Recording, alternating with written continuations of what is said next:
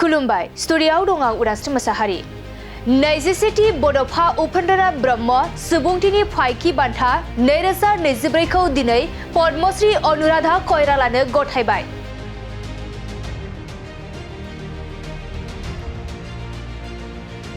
बड'फा उपेन्द्र ब्रह्म फोथायफुंजिया 27थि बड'फा उपेन्द्र ब्रह्म सुबुंथिनि फायखि बान्था 2024 खौ दिनै पद्मश्री अनुराधा कइरालानो गथायबाय।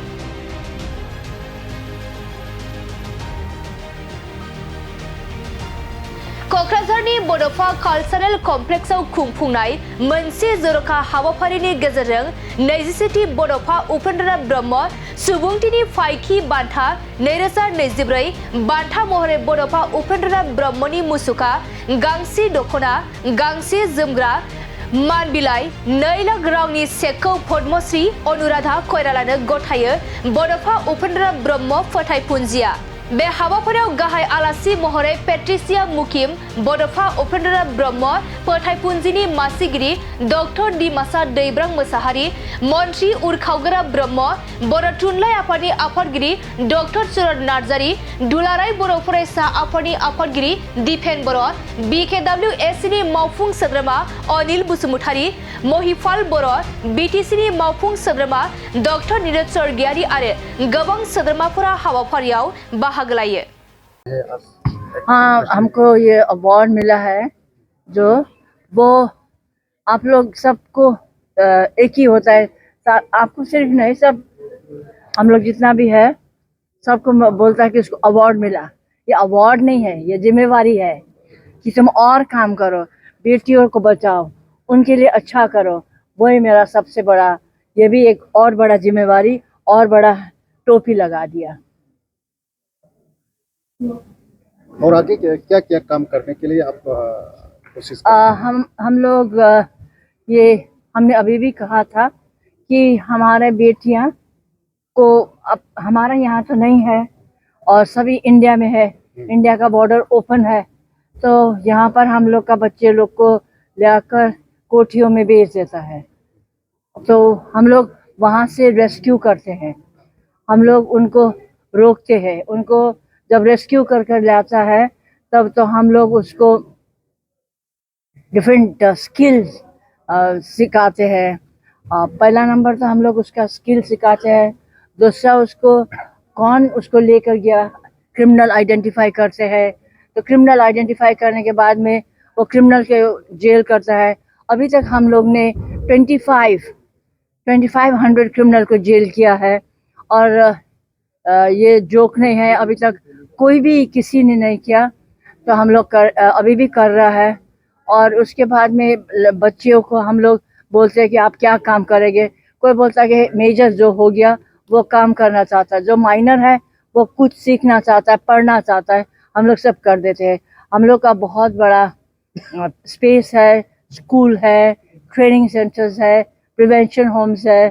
सो इसी में हम लोग रखते हैं। आप क्या अपील करना चाहेंगे? इंडिया में ऐसा हो रहा है, ट्रैफिकिंग केस बहुत ज़्यादा होता है। इंडिया में ट्रैफिकिंग होता या नहीं होता, आज सुबह मैं किसी से बात कर रहा था तो मुझे पता चला कि यहाँ से भी बोड़ो से भी बहुत बच्चियाँ ट्रैफिक होता है। तो हमको एक ही बात बोलना है, अभी भी मेरा भाषण में बोला कि बेटियाँ हमारा शान है, they are our pride, we should take them, we should educate them, we should, gender disparity नहीं होना चाहिए, यही मेरा सबसे बड़ा बात है। बड'फा नि मुङै जे उपेन्द्रनाथ ब्रह्म सल्जार अफ हिउमेनिटी एवार्ड 27थि जे सुबुंथिनि फायखि बान्था बेखौ देग्लाय नेपालनि थागिबि माइटि नेपालनि फाउन्डार आरो बिथाङा हिउमेन ट्राफिकिं जि माने भिक्टिम दङ बिथांमोनखौ रेस्किउ खालामनाय, प्रटेक्शन खालामनाय, ट्रेनिं एडुकेशन होनाय बे बिथिङाव मैखोमै खामानि मावनाय इन्डिया, बांलादेश आरो श्रीलंका जेराव जेराव नेपालनिफ्राय जोंनि हिन्जावसाफोरखौ बा उन्दै हिन्जावसा गथ'फोरखौ लांनानै बिथांमोनखौ ब्रथेलाव बा प्रस्टिटिउशनाव इनभल्व खालामनाय जायो इलिगेलि, बेखौ रेस्किउ खालामनायनि जाय महान माने दावहारु होनना बुंनांगोन सासे रियेल हिर' आरो बिथाङा माइटि नेपाल बेखौ गायसननायनि गेजेरजों रेस्किउ अपारेशननि गेजेरजों हाजार हाजार हिन्जावसाफोरनि जिउखौ रैखा खालामनो हादों आरो बेबायदि महान सासे आइजो मेडाम दिदि अनुराधा कइरालाखौ दिनै उपेन्द्रनाथ ब्रह्म ट्रास्ट आरो दुलाराय बर' फरायसा आफाद बर' हारिया दिनै बिथांखौ जोङो मान बावदों आरो जों थारैनो गोग्गानाय मोनदों जे सासे रियेल हिर' बिथांखौ जोङो दिनै उपेन्द्रनाथ ब्रह्मनि बे 27थि माने बान्थाखौ बावनो मोननानै आरो बे बाथ्राखौबो आङो स्पष्ट बुंगोन बे गिबि खेबनि थाखाय सासे इन्टारनेशनेल लेभेलनि सुबुंखौ जोङो बान्था बावदों खारन जोंनि जिखिनि एवार्ड डिफोर दङ बे बर' हारिनि गेजेराव आसामनि इन्डियानि गुबुन गुबुन रिनाउन पार्सनेलिटिसफोरखौ जों मान बावबोदोंमोन किन्तु गिबि खेबनि थाखाय उपेन्द्रनाथ ब्रह्म ट्रास्टआ दिनै इन्टारनेशनेल लेभेलाव जोङो मान बावनो हादों बे जोंनि गौरबनि बाथ्रा बिथाङा जि हाबाफारिजों मावदों जे जोंनि जायगायावबो गोबां हिउमेन ट्राफिकिं जायो गोबां मानसि लांखारनाय जायो आरो बिथांमोनखौ गाज्रि भाबै गाज्रि जायगायाव सोरखौबा फाननाय जायो सोरखौबा माने बायदिसिना प्रलोभन होनानै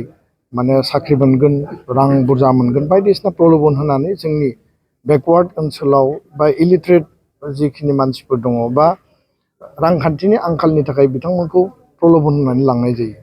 आरो जायखौ दुलाराय बर' फरायसा आफादा थांनाय 20-30 बोसोराव रेस्किउ खालामनाय बिथांमोनखौ उद्धार खालामनाय बे खामानिखौ जों मावबोदों दा बेखायनो बिथांनि जिखिनि एक्सपिरियेन्स बे एक्सपिरियेन्सखौ लानानै जों खामानि मावगोन आरो बिथाङा जोंनियाव फैनो होननानै जोंनो खोथा होदों आरो बिथाङा जोंखौ काठमान्डुआव नेपालाव हांख्रायदों जे जों माबायदि खामानि मावदों माबायदि शेल्टार हम बानायदों बा एजुकेशन होदों ट्रेनिं होदों स्किल होदों आरो बिथांमोननो माने पुनर्जीबन माने गोदान जिउ मोनसे दानानै होफिनदों बिनि सायाव जोङो नायगिदिंहैगोन आरो इयुनाव बिथाङा ट्राफिकिंनि इस्युखौ लानानै हाबा मावनायाव गोख्रों मदद होलांगोन होननानै जोंनो खोथा होदों गोजोन्थों